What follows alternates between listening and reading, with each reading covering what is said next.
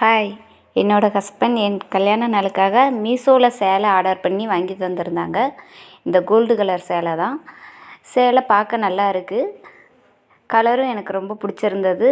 Gold தான் வாங்கி தர முடியலை, உனக்கு கோல்டு கலர் சேலையாவது வாங்கி தரேன்னு சொல்லிட்டாங்க. இதுதான் சட்டை. ரெட் கலரில் கோல்டு கலரில் டிசைன் போட்டிருந்துச்சு. சட்டையுமே பார்க்க நல்லா இருந்தது. ஆனால் துணி கொஞ்சம் சரியில்லை தான். ரெண்டுத்துலேயுமே பார்வைக்கு நல்லா இருக்குது. ஆனால் துணி அவ்வளோ ரெண்டுமே சேலையும் சரியில்லை, சட்டையிலையும் சரியில்லை. சரி, இது எப்படி இருக்குதுன்னு பாருங்கள். ரெண்டும் சேலை எப்படி இருக்குது, சட்டை எப்படி இருக்குது. சரி, இதை தச்சு பார்க்கலாம் வாங்க. சட்டையோட பின்பகுதியை அளவு எடுத்து வரைஞ்சி வச்சுருக்கிறேன். இதை வெட்டிட்டு மித்த துணியிலையும் வெட்டிடலாம். இப்போது எல்லா பீஸும் லைனிங் பீஸ் எல்லாம் வெட்டிட்டு சட்டையோட மேல் பகுதி மடித்து ரெண்டாக மடித்து எல்லா பீஸையும் வச்சு அதையும் வெட்டிட்டேன். வெட்டி இது பின்பகுதி கயிறு வைக்க வேண்டாம் அப்படின்னு சொல்லி முடிவு பண்ணி சாதாரணமாக தான் ப்ளவுஸ் ரவுண்டு கழுத்து தான் வச்சுருக்கிறேன். எனக்கு மாடலாக ப்ளவுஸ் தைக்கணும்னு ஆசை, ஆனால் டைம் இல்லை. அதனால் ரவுண்டு கழுத்து மட்டும் ரவுண்டு கழுத்து மட்டும் வச்சுருக்கேன். இது கைப்பகுதி. கை எனக்கு முட்டுக்கை வரைக்கும் போடணும் கொஞ்சம் ஆசை இருந்தது. சரி, இப்படி போடுவோம் அப்படின்னு சொல்லி இப்படி போட்டிருக்கேன். இதுவும் நான் இப்படி ப்ளெயினாக போட்டது கிடையாது. இது முன்பகுதியில் பாக்கழுத்து வைக்கவே மாட்டேன். ஒரு டிசைன் வைக்கிறதுக்காக பாக்கழுத்து வச்சுருக்கிறேன். எப்படி இருக்க போகுது டிசைன் தெரியலை. எனக்கு பாக்கழுத்து ரொம்ப விரிவாக தெரிஞ்ச மாதிரி இருந்தது.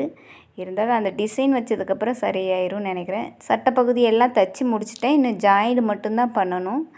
ஜாயிண்ட் பண்ணிவிட்டு கழுத்து டிசைன் வைக்க வேண்டியது இருக்குது. இதெல்லாம் பட்டி பகுதி எல்லா பகுதியுமே நல்லா கரெக்டாக தான் இருந்தது. அளவெல்லாம் கரெக்டாக இருந்தது. இப்போ ஜாயிண்ட் பண்ணுறோம். ஜாயிண்ட் பண்ணிவிட்டு எப்படி இருக்குன்னு பார்க்கலாம்.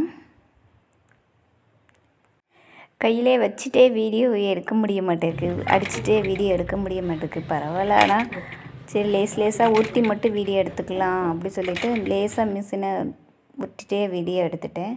கல் ஸ்டோன் வச்சுருக்கேன். ரெண்டு கைக்குமே கல் ஸ்டோன் மட்டும் சும்மா வச்சுருக்கிறேன். கை வெறுமனே தெரியக்கூடாதுங்கிறதுக்காக கல் ஸ்டோன் வச்சுருக்கிறேன். கழுத்து பகுதிக்கு கோல்டு கலர் லேஸும் வச்சு கல் ஸ்டோனு லேஸும் வச்சுருக்கிறேன். அது வைக்கப்பே தான் கொஞ்சம் பார்வையாக இருந்தது. ஏன்னா பின்னாடி நான் கயிறு வைக்கிறது இல்லை, கழுத்தும் டிசைன் வைக்கிறது இல்லை அப்படின்னு சொன்னதுனால இந்த 2 லேஸுமே வச்சுருக்கிறேன். பார்க்க நல்லா இருந்தது. ஆனால் இதுதான் முன்பகுதிக்கு நான் டிசைன் வைக்கிறேன்னு சொன்னால அந்த பாக்கழுத்துக்கிட்ட டிசைன் வச்சுருக்கிறேன்.